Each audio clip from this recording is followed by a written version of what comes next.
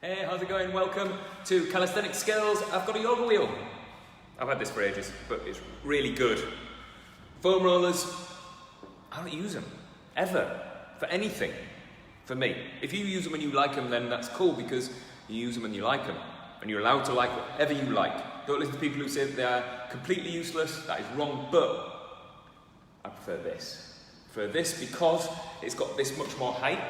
It's much more usable for different things. I'm going to show you a few different ways to use one that can help you out. If you have a foam roller, then some of these things that we do with this, you can use a foam roller and it's kind of just as good. But I use this a lot and I recommend it to a lot of clients for different things that you've got going on.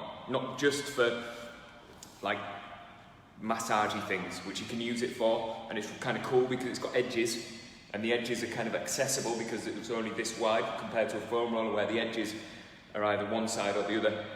That doesn't work for me. But you can do hand balance stuff on this. You can use it for to do harder, make exercises harder, make them easier.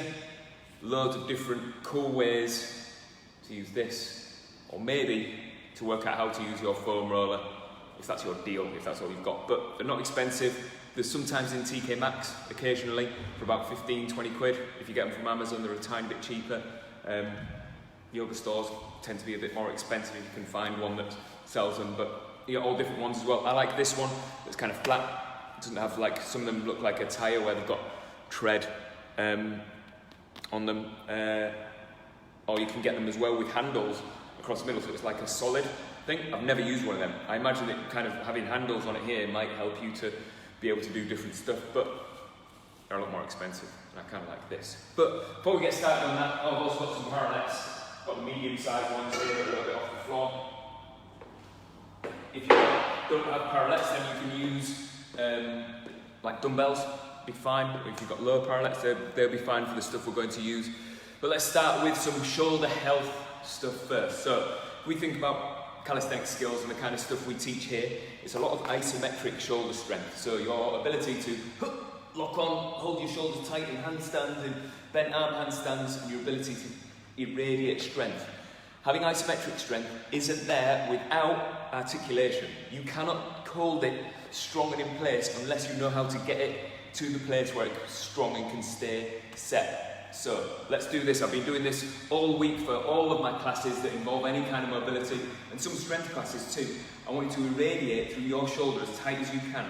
Put your thumb on your sternum, put your hand on your rib cage and squeeze your elbow in and punch up and pull down as low as you can, so you bring your elbow into your rib cage, pull up, pull down, and you know what I mean by irradiate. You make everything strong, like nothing leaks out, no energy leakage at all. Tense your belly, breathe a little bit, explore the different places that you can push. So if I move sideways, look, I can push straight up here, I can bring it forwards a little bit and then bring it back. All of these different places, and this shoulder should burn out. You haven't got any weight there, but you can connect to every bit. You can make your forearm on, you can make your bicep on, tricep, shoulder, chest, lat, everything here around this shoulder joint is on. And then we apply that same amount of tension, that same amount of gripping on as you pull this arm back, turn your thumb up, bring it up and back across your cheek, and bring it down and change direction. Put your thumb across your head, put your thumb down and bring it back. And we're trying to find end range as you hit every corner where this shoulder could possibly go. And your ability to rotate like this is kind of part of the deal. If you're not sure about this, just do that a few times and add that into your movement. With no rules. I like rules, but I break them a lot. I change my mind, I show myself different ways of doing things, and then I decide which way is best, and don't just do it the same way every time. Nice, okay. And then, I'll show you this on my left arm. My shoulders are good, by the way. I'm very lucky, never had a shoulder injury, but if I really tune in, and this has got better for this past couple of weeks where I've been focusing on learning this and learning how to create tension all the way up, all the way down. When I first started this, my arm was shaking like this because I couldn't create the tension I needed. I couldn't send the message. It was like on and off, on and off. And now that's almost visually gone. I can still feel the bit that doesn't work as well. And since I've been practicing this, my handstands have actually improved again, back to where they were before lockdown, where I kind of neglected them a tiny bit. But tune in to making this shoulder be able to create tension, and remember to explore it a little bit. So maybe pull your forearm back as far as it goes, and make it go all the way up behind your ear, and bring it down. See my arm does a little shake, I'll bring it back here. And then bring it forwards a little bit. So your kind of forearm comes forwards like this. And see if you can create all of the tension through that shoulder. Teach that shoulder to be a shoulder. And then we do the controlled articular rotation. So you bring this back, turn your thumb to point up, drag it up and back, behind your ear, across your chest, back to this space here. Bring it forwards. As you come up here, you point your thumb across your head, point your thumb forwards, and drag it down and back. Oh, that's so hard for me. And that's the bit that's missing when my arm does that shaking stuff. Last one. Oh, it's tough. Okay, and then let's go through wrist stuff. This stuff is never ending. I'll always, when we talk about calisthenics skills, do some kind of wrist cars. So, look at my fingers, how they are attached to my palm. Like literally like they are a straight line, heel of my hand to the tip of my fingers, palm up, palm down, palm up, palm down. Breathe. I'm trying to teach this wrist to be able to pull my hand, my wrists wherever it goes. So the muscles in my forearm can deal with articulating my wrists, and then go circles. Move slow. And try and keep your wrists facing upwards. So if your wrists face inwards like this, you've lost it. Then change direction.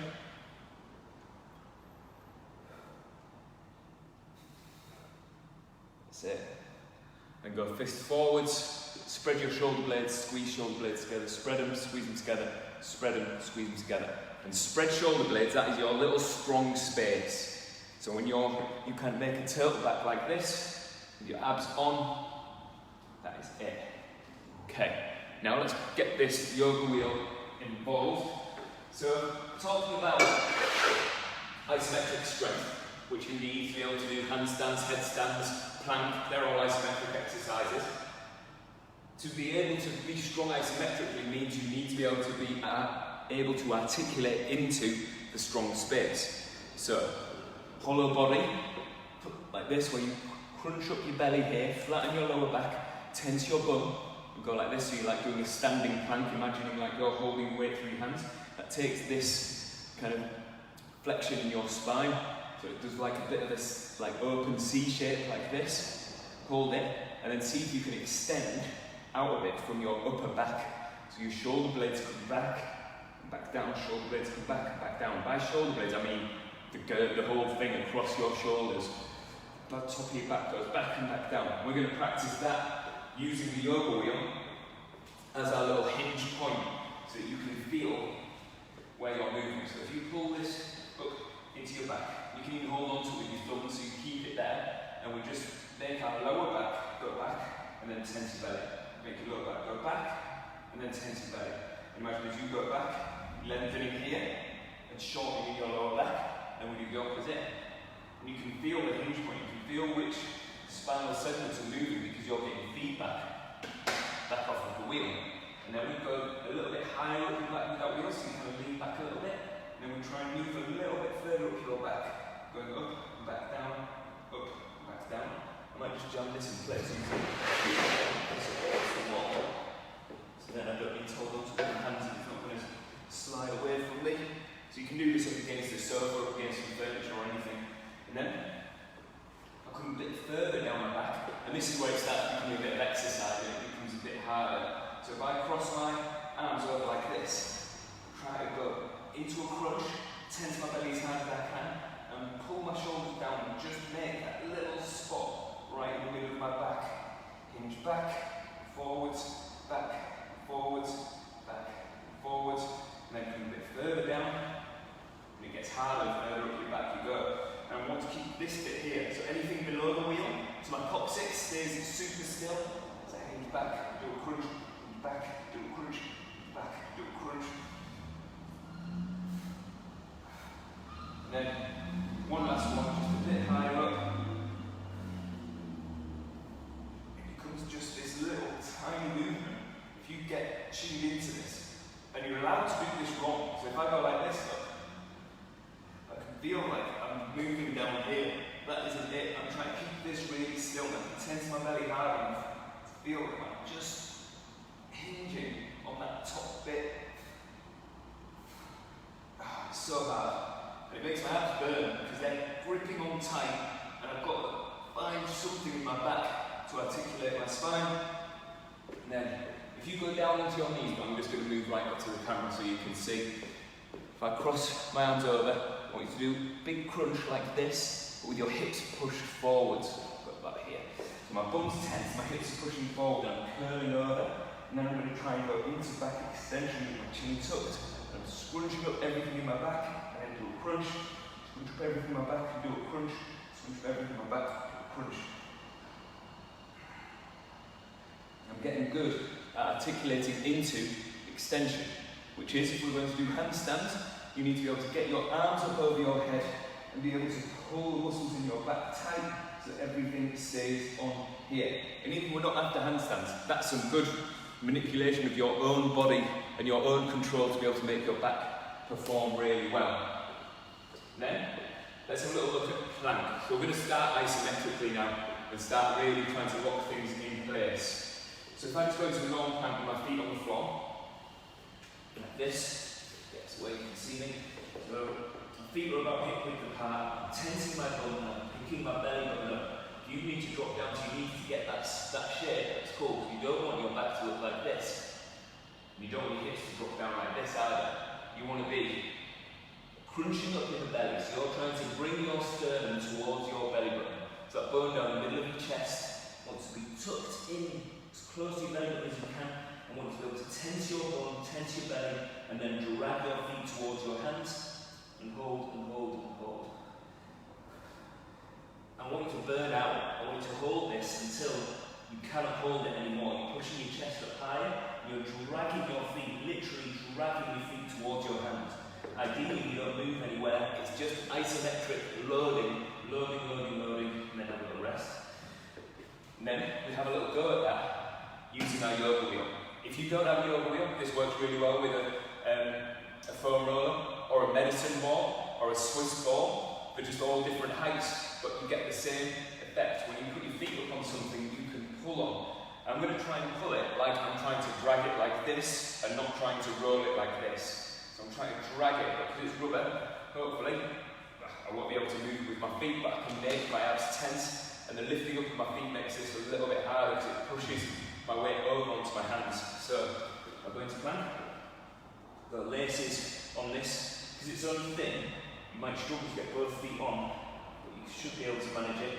And then I kind of pull with my toes, and I can feel myself loading up my abs, push my chest up, tense my bum by pushing heels towards each other, and I try and drag that wheel towards my hands, and then have a little rest when you burn out. And really, you should be doing that for max effort, so you try your very hardest to keep doing that until it burns out. I'll just give you a little bit more view of the floor. There we go.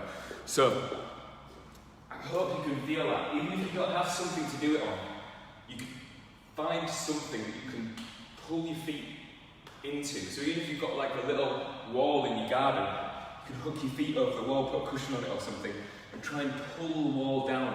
And it's this motion here, pulling like this. And that motion, pulling your hands down this way, makes your latissimus dorsi tense. So you know the exercise where you see guys on they're normally in the cable crossover, and they bend over a little bit and they get the bar and they pull it like this.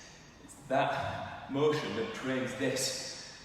But we're training it as a part of the structure of making your abs and everything tense. And that is the motion that we use to get muscle up. So when you pull over the bar like this, you pull yourself up and end up over the bar and push up.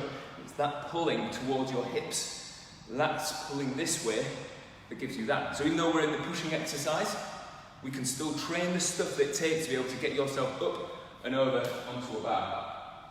Alright, let's go one more go at this. Let's try and max out effort. So your laces go on this, bring yourself into plank, point your toes, and drag this towards your hands. Push your chest up, tense your bum, and hold, and hold, and hold. Keep locking your elbows out, chest up, pulling your head forwards, pushing fingertips down. 3, 2, 1. Rest. Oh, I sweat. It's made me sweat. But get this, that it's this contraction of here that makes your spine stable, and we can use that to be able to manipulate our body up into handstands and into balances and things like that. So we can also use the parallettes here as part of the deal with this. So hopefully this floor's not too slippery for my parallettes to slide on. But I'm going to go into plank with my hands on the parallettes, feet on the yoga wheel. So laces on, tensing my bum. That's good. I'm trying to drag my feet forwards. Hold it, hold it, hold it. And then maybe you can do a press up and pull at the same time. We'll try to get this ability to pull in that direction as you do your press-ups. And that can work with any kind of press-up. So I'm on the parallettes there with my hands facing inwards like this. It works just on the floor with your hands like this. It works if you're up on a step with your hands facing forwards, any kind of variation. And again, whatever you put your feet on, whether it's a yoga wheel, a medicine ball, a Swiss ball, a wall, a chair, anything that you can like feel this connection that you are pulling in this direction as you're doing your press-ups. It will help you to be able to manipulate your body into handstands and things like that so much better because you're connected to your lats and your abs. Let's go one more set, 2 more sets of these press-ups with the pulling of the feet in towards your hands. So, you notice I don't talk about reps so much with this because it's all so different and depends on your strengths and where your strengths lie. If you can't quite get this press-up and put at the same time, you may be just holding the plank. That was a good one.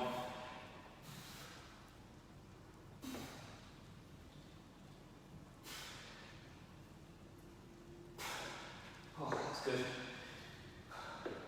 I like using the yoga wheel or a ball or something under my feet because I can manoeuvre my weight around on my hands, and then that'll help me be able to learn what I do when I do start pressing up into handstands. So when I go like this, look, it's me being able to manipulate my body and be able to move my feet around and be able to push myself up and manoeuvre my feet around in the air because I've got this connection to moving my body as opposed to an empty push up and down.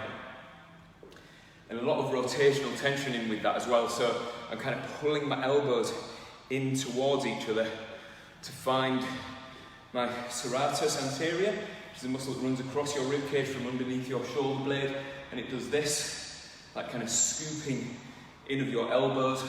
That can make you find so much stability as you do your press-ups and things like that. So let's have a little go at that then. So you come into plank, your feet on the yoga wheel,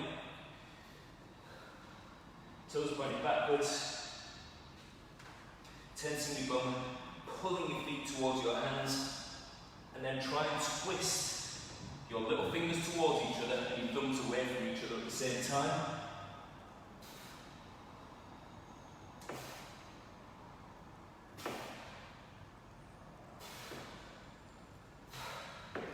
Oh, it gets hard.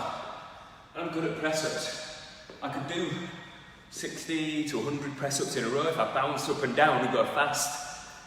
I can do loads, but there's no benefit to that. There's no real input. With that, I've got less than 10 because I'm twisting in, pulling my hands down and connecting to my abs, connecting to all of my pushing muscles, triceps, even my biceps are on. Even though they're not part of the motion, they're stabilising my elbow. They're helping to keep this still. So you get a full connection to this whole joint.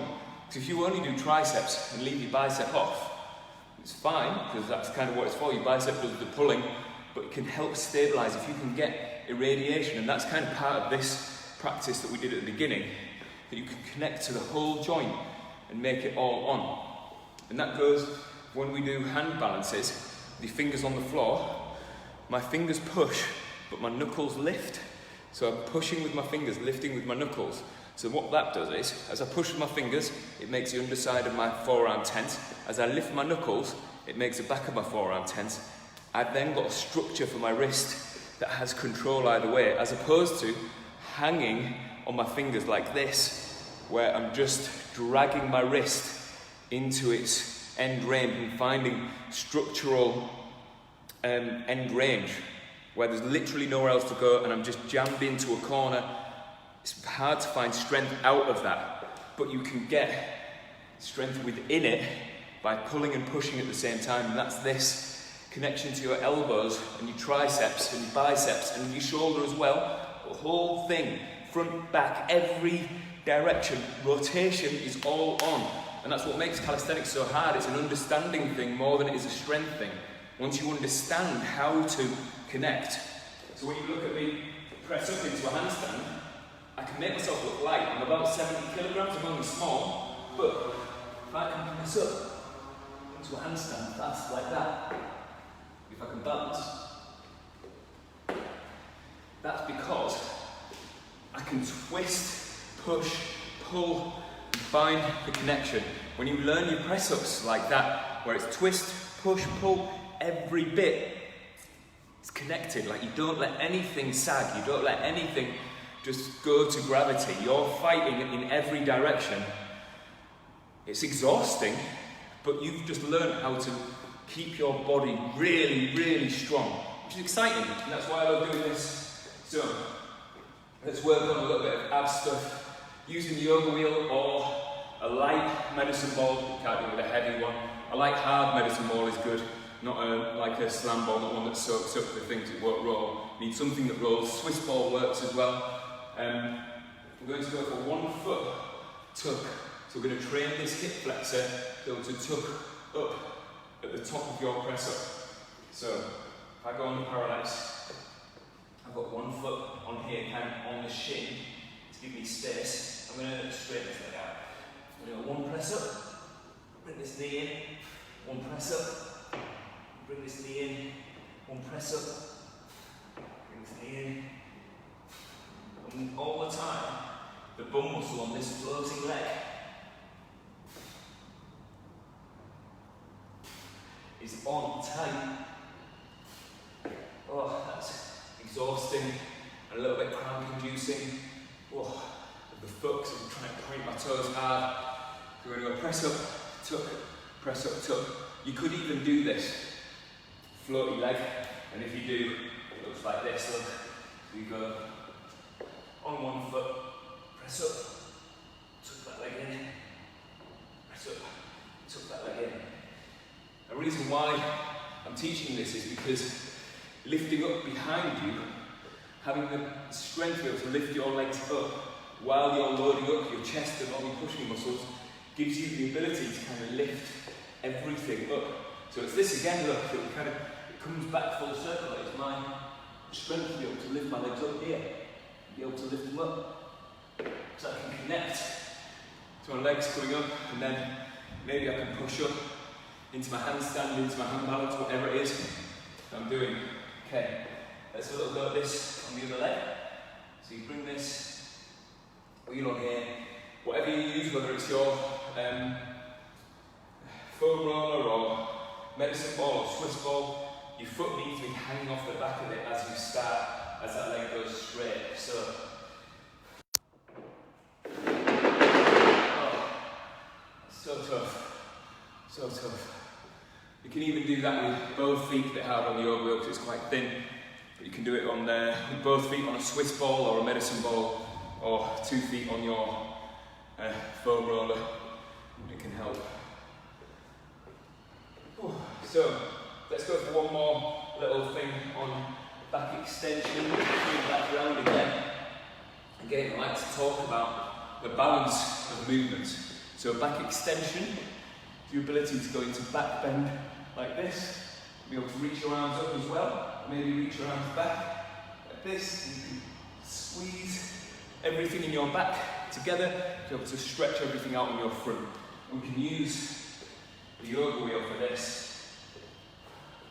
You can use a foam roller as well, but it's so much harder and you need to get hold of the kettlebell behind you. I don't like it as much as this because you can kind of feel how this relates to your body. So if you sit, pull it into your coccyx, and then lean down and go into back extension from lumbar spine first.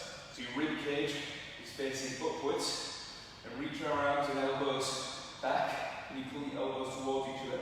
Pick your bum up and roll this back until you can grab hold of it. And drop your head onto it so your head can relax. And you keep your head kind of relaxed as you drop your elbows back behind you. And then walk your feet back until elbows touch the floor. And you tense your bum. And keep pushing your back up. And kind of stretching through muscles in our belly. And my head is down, but I have to be able to lift my head up. And then maybe you can pick yourself up. And then we're into this elbow stand. I'm pulling the yoga wheel into my shoulder blades hard. And then you can go feet up. Go feet up. You can kind of play around with your balance using this yoga wheel as a little wall to help you. And I'm trying to tense my belly. Lean into my elbows, pull this in, feet together, toes pointed, tensing my belly, tensing my bum, holding, finding my balance, and then coming out by tucking one knee into my chest, reach this foot down, and one up, nice and gently, like that.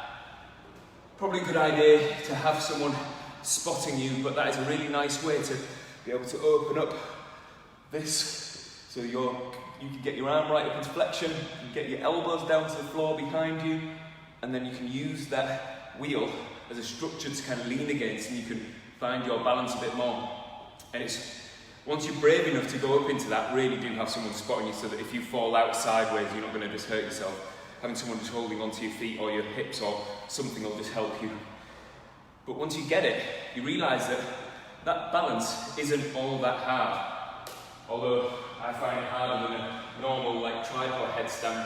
That kind of headstand is quite easy to kind of manipulate your body around, but I'll maybe save that for next week when we do some more stuff like that. Okay, let's leave our shoulders back alone for a second and come back to it in a bit.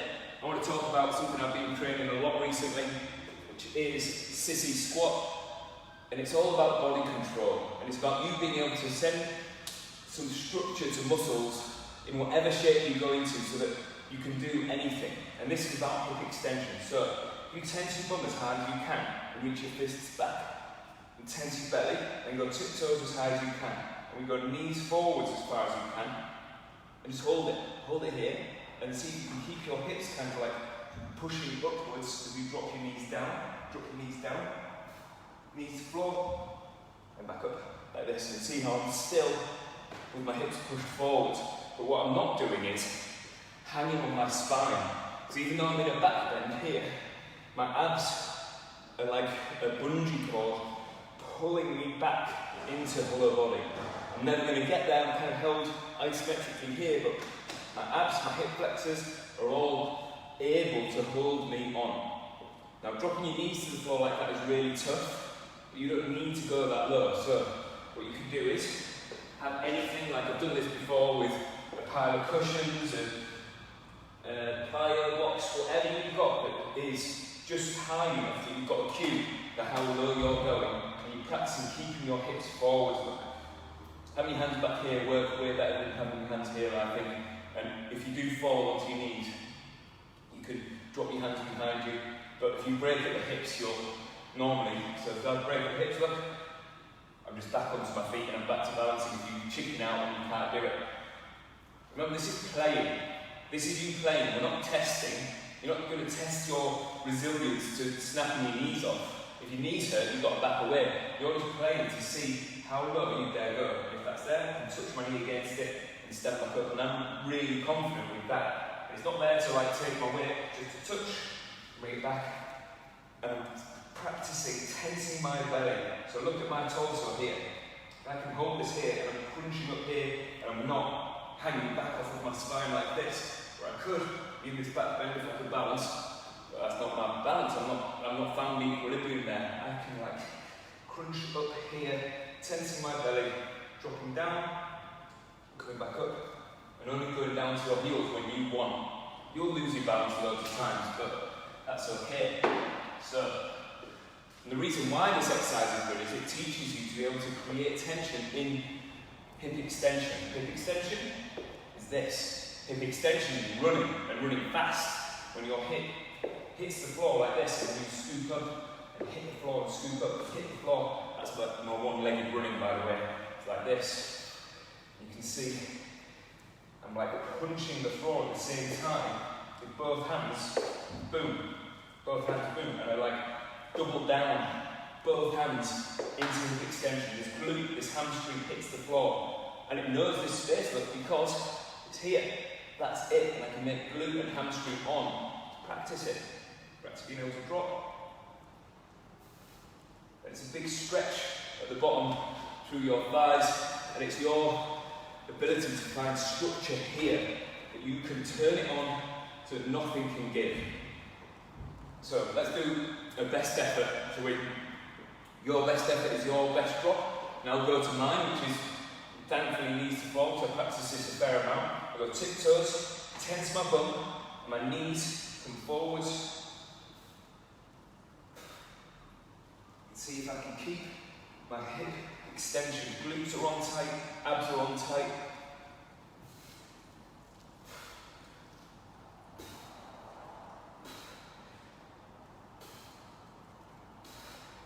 Burn thighs now.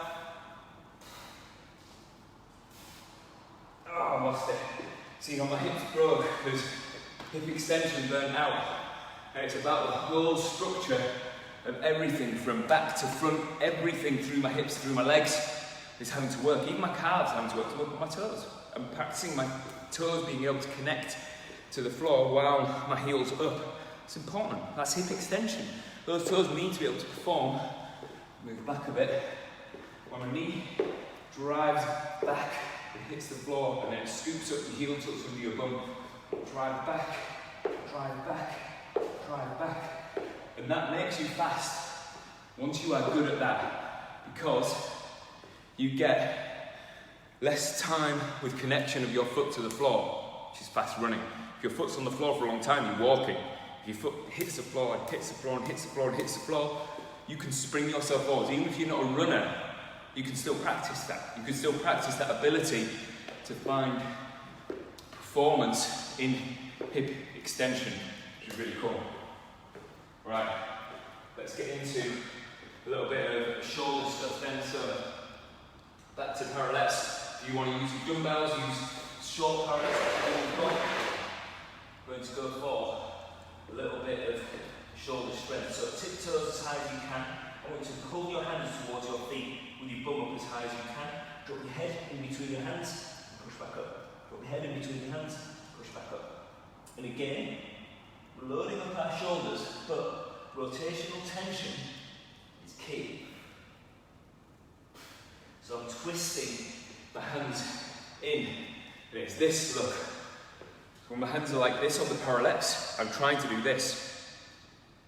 So my elbows are pulling in towards each other, making this structure strong, and I'm pushing and twisting at the same time, and it's like this, where there's no free bits. There's no bits where I like use momentum to go and use momentum to go. That isn't it. I'm connected to every millimetre, and I understand how to create strength through this shoulder. Okay. Let's go for 3 sets of this, 3 sets of your best effort. So holding on,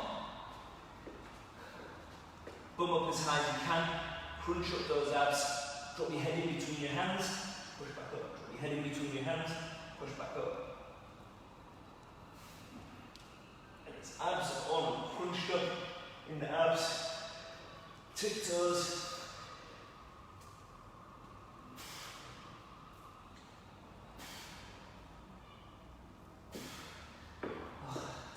And it's just your best effort. Unbroken reps, as many as you can. 3 times round. And this is strength training. We're trying to connect to the strength involved in these, so need long rest times. It's not a HIIT class. And there's benefit to HIIT classes. I'm not saying that you shouldn't ever do HIIT, but if you want to learn the skills, you need to give yourself time to rest so that when you do your sets, you're performing to the highest ability that you possibly can, and not just burning out after 2 reps because you're still a bit sore from the one before. My shoulders are boiling. They're warm because I'm connecting to every bit, and my abs are all crunched up.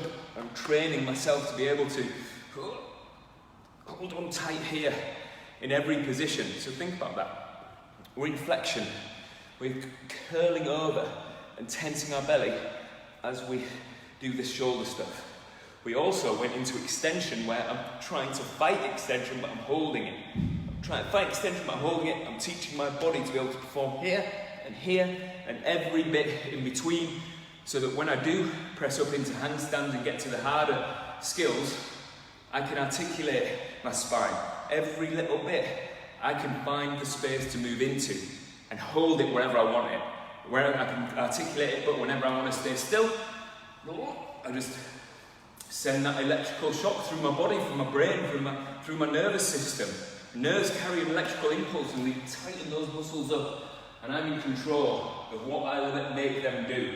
So one more set. Think about that. You're in control of what you make your body do. That was terrible English. So let's get it. Twist. So you're twisting your hands into the parallettes or into the floor, however you're doing this. So your thumbs are trying to turn out. Grip tight, tiptoes, crunch up your belly, pour the weight forwards into your hands, pull your head in between your hands, push up, head in between your hands, push up, keep abs on.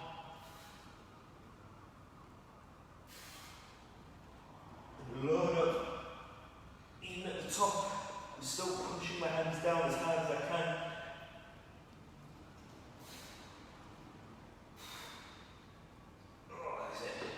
That is it. 3 sets of your best effort.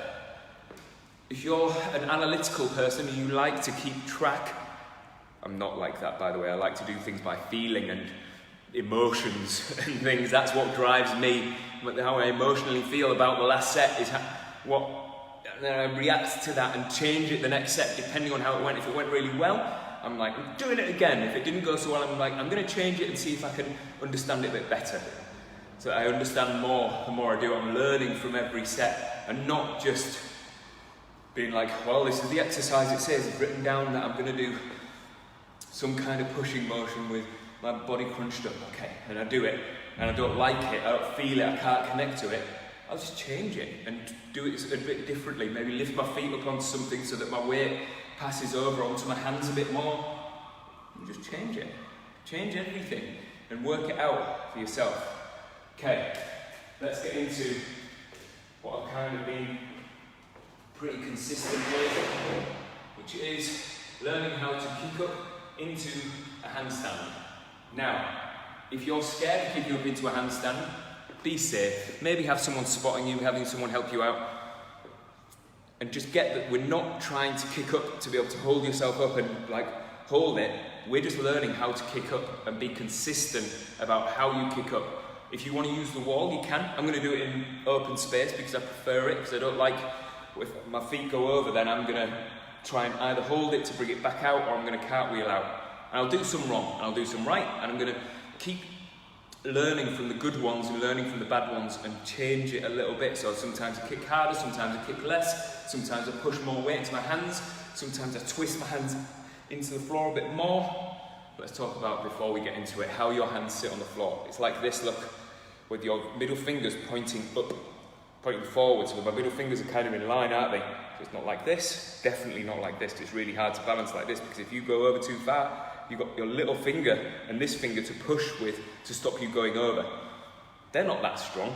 Middle finger and this finger here are really strong. These help because they're all in a line and they can like beep, grip the floor. Remember, I'm pushing with my fingertips, lifting with my knuckles. Push with your fingertips, lift with your knuckles. So you lift from here, push from here, and then you've got a structure in your wrist that means that you can manipulate your body around a bit more. So, I'm not a big fan of the old childhood playground handstand where you like throw yourself into it. I like hands on the floor, fingertips grip, knuckles, fingertips push, knuckles lift up. I'm in this running stance. This leg swings like this. This second leg punches up, then back down. Second leg punches up, back down. My head stays set. Look at where my head is. So I'm showing my belly.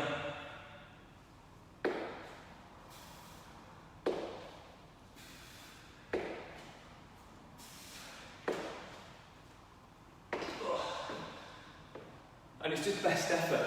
I'm not after reps, really. I'm after until you keep going until that's enough, until you can't perform anymore, and then you have a little rest. And I hit this little sweet spot of 8 or 9 out of 10. And I'm talking about like how tired you are, how much you can still put in. 8 or 9 out of 10. That is the spot where I'm good. So I did that with my strong foot forwards. So I had my right foot forwards, left foot swung up behind me, and then I punched up. So imagine like, I'll show you like this. This left foot is swung up, and I punch this one down. So imagine like I'm upside down. As I get up into upright, my knees still hit, and I like connect and practice this. So arms overhead. Let your back go into extension, because it probably will, and then try and tense your belly and pull back down, just like we did in the sissy squat. So knee comes up, connect, tense your bum, connect, tense your bum, connect, tense your bum, so that when you're upside down, you swing that leg up, and that leg punches up, and you connect, tense your bum, tense your belly. You've got structure, all stacked up on top of yourself with your wrist to elbow, to shoulder, to spine, to hips, to knee, to foot. Boom! It like hits this upright position. Let's try it with that weak leg. So results will vary. I want variation in results. I don't want you to do it the same every time. I want you to tweak it, overshoot, undershoot, and track what you do and tweak it again a little bit. I'll tell you a story after about how I think about learning new skills like this and how it relates to everything. Okay. So you're in running stance like this. Push your fingertips down, lift your knuckles up. Push hard. This right leg swings, left leg punches. Right leg swings, left leg punches. Swing, punch, connect. Punch, connect. Punch, connect. Punch, connect. Punch, connect. Punch, connect. Oh, it's terrible. And you'll see, I did something weird. I'm not sure what it was, but I started to twist, and I could just feel this right hand being like, nope, because I practiced a fair amount this week. I could change things, and it was like I started loading up my little finger, and my little finger was like, no, you're not twisting around. And I pushed and brought myself back round. So let's talk about that tracking of what you do. When it's repetitive practice, like that, where you try something, miss it, try something, miss it, try something, get closer, try something again, get closer again, try it, get it, fall out, try it, miss it again, try it, catch it, and then you get it, because you've got repetitions and repetitions that you learn from each one. The one before teaches you how to do the next one, and then that one teaches you how to do the next one, and you keep tweaking it. So, I used to be a cocktail bartender. I've not worked in many places that throw bottles around, but I did a little bit. And when I practice that, say I've got a bottle and I'm trying to double spin, catch to pour, double spin, catch to pour, and I'd double spin it and track the bottle and look at it, and I'd catch too early and I'd feel like it was a bit awkward and I had to like turn it to pour. I'd be like, caught too early, hang on a little millisecond, I'd throw it and catch it. I'd be like, I threw it too hard that time, okay, throwing it a bit too hard, I'll throw it a bit softer, and I'd just keep on tweaking it. I'd be like, what's my little finger doing? I'd just tune in really just to that little finger, be like, right, as I throw it up and double spin, I feel that little finger pushing just a little bit more. If I push it a bit harder, it'll spin a bit faster, and then I'd be like, nailed it, caught it exactly right, I'm pouring, and then I can whip it off and throw it up behind my back, whatever the next trick was. But I'd just do the same bit of a little flow, where I'd like throw it up behind my back, catch it, do another double spin, catch the pour, and then like make the stream stop by jamming it over the bottle like that, over the tin. I know it's a terrible mind, but I just tune into one little bit. And I do this when I run, and I do it when I do exercise like that. I'm like, what? If I run, I'm like, what's my big toe doing? Just one big toe. I'll think about the big toe on my right foot. I'll be like, is it pushing really hard into the floor? Is it slowing me down? Can I push it into the floor and make it pull the floor underneath me? Can I make that big toe pull me forwards? And then I'll look and I'll be like, yeah, if I just kind of flick the floor underneath me with my big toe, that one big toe, the other one does it as well, I'm going faster. And I'm not trying much harder to go faster, but I connect to that. That's how I do this. It's how I do even the static hold stuff where I'm like, and holding on tight. I'm like, what's my little finger doing? What is my thumb doing? What is my chest doing? Is this shoulder on tight like we practiced like this stuff? And I tune in to little, very specific, one detail at a time. One at a time, so that I can feel it and change it, feel it and change it. And if I overchange it, I'm like, nah, too much, right. Shake it off, have a little rest. Let's do it again and refix that one detail. And it's this attention to detail in my exercises that I think is why I'm kind of good at exercise. I can work this stuff out because I can kind of black out everything else and pinpoint, feel what each little muscle, individual joint is doing. And you can do it too. Maybe not to the extent that I do, because I think I'm a little bit weird with it, where I look for that more than I look for the exercise. I look for that connection and learning. If I just go in and just be like, right, bench press it is, and I just go on a machine, which is fine, I do use machines, I'm not against using them, but I just go in it and I'm just like, so I've got to push this up and down, I just push it like this until my chest burns a bit, and I'll do my 12 reps or whatever it is, and I push and push and push, and then I'm like, there, I did it, and I'm thinking about something else or something, I don't connect, I don't want to do it again. Whereas I can go on a machine and be like, right, a little bit like we talked about with the press-ups, I'm like, I'm going to twist, I'm going to push, and I'm going to connect to this. I'm going to connect to this, and I'm going to make this bit do the work, and I burn out way quicker, I get tired way quicker, and I'm not as efficient, but I've learned, and I feel the learning, I feel the information, I get feedback, and I can tweak it, and I can change it, and that is how I manipulate my body around in this.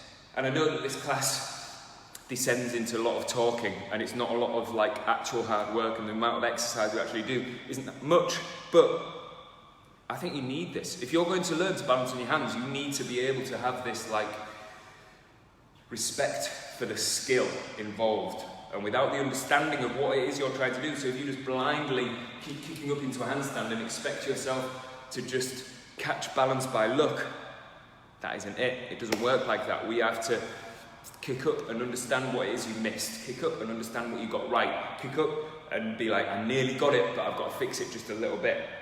So that's kind of us. That is us finished. I really enjoyed that. It's good training for me as well. And like I say, it's more about the understanding than it is about the hard work. The more you can tweak, the more you can fix, the more you can understand where your body's just letting you down, we can fix it up. So send me messages, let me know how you're getting on with it, and I'll keep trying to fit it in and help you guys out with whatever skill it is you want to learn. We'll work it out. All right, thank you so much everyone, I appreciate you all, and I will see you tomorrow for senior yoga at 10 a.m. It's going to be good. You don't have to be senior to come and do senior yoga. It just means that there's no poses that are going to ask a lot of your joints, so there won't be things like hand balances and stuff, because I don't want to snap anyone's wrist off, but there will be wrist mobility, things like that. All right, enjoy the rest of your day. I will see you very soon. Bye guys.